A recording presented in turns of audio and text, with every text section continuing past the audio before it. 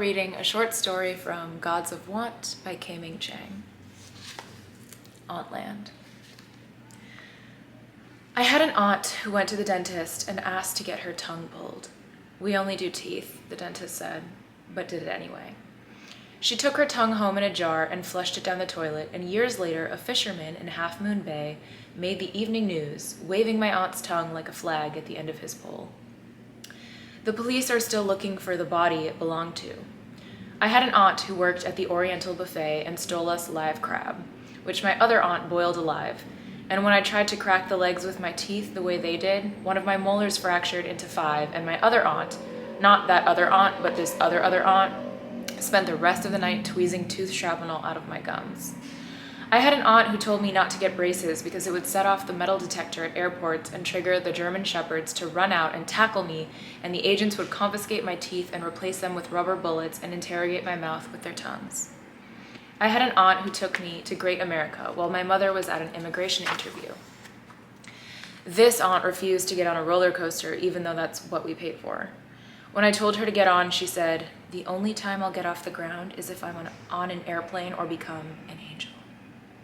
And I told her she'd never become an angel because I saw her kiss a woman that time we were at Walmart buying 4-ply toilet paper for my mother, who was in the throes of stress diarrhea induced partially by her upcoming immigration interview and partially because I told her the officers would test if she was truly American by feeding her strawberry soft serve and timing her digestion. I said that's why it's called passing a test, because they catch what passes out of your body. If it's liquid, they don't let you into the country. So my mother went out and bought 2 half-gallons of Breyer's vanilla to train her body to convert milk into bone and not brown silk.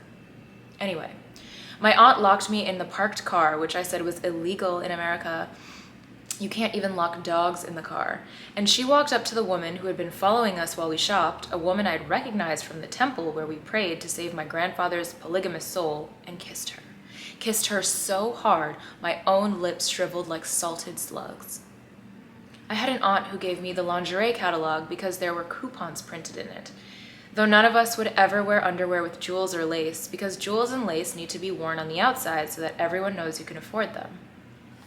I cut the bottom halves off the women for no reason.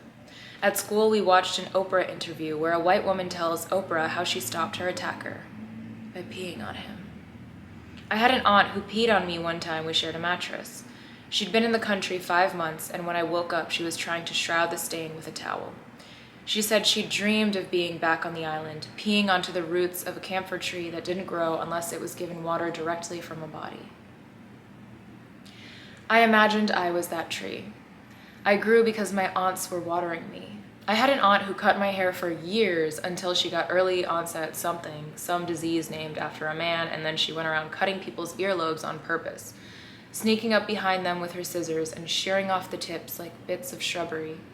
And for years, every time I sensed something behind me, a pigeon or the gym teacher or rain, I assumed it was her. I covered my ears in my sleep, could never hear in my dreams. I had an aunt who swathed cellophane candy wrappers around the heads of flashlights and shined the beams onto my ceiling before I fell asleep, telling me it was the northern lights.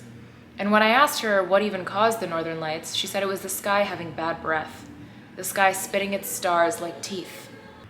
When the night is the color of all my aunts letting down their hair, I remember I have another aunt who got all her teeth bashed in on a bus. She doesn't remember the man who did it, just woke up at the end of the line with the bus driver slapping her awake, telling her she better learn some English, so she did. I had an aunt who said chewing orchid petals is the only sure form of birth control. I had another aunt who said dying is the only sure form of birth control. I had an aunt who wanted to name her daughter Dog, because that's what Americans love most of all, dogs. And how many movies are there about American dogs that must find their way home to their families? And how many of those dogs die, percentage-wise? And can't a name give her the odds she'll need? I had an aunt who saw me kiss a girl in the booth of a Burger King and said, "I knew it. I knew you were meant to be born a son." I had an aunt who pulled me out of my mother by jellied ankles and said, "Of course she's born backward. Everyone in this family is." I had an aunt whose baby died in its sleep so soundlessly she didn't believe in its death. She dressed it, rocked it, petted its head, not letting us take the body away, until one night we tricked her, replacing the baby with a Costco frozen baked potato. She mothered the potato instead, wrapped it in a blanket, pretended it was safe in the custody of her touch.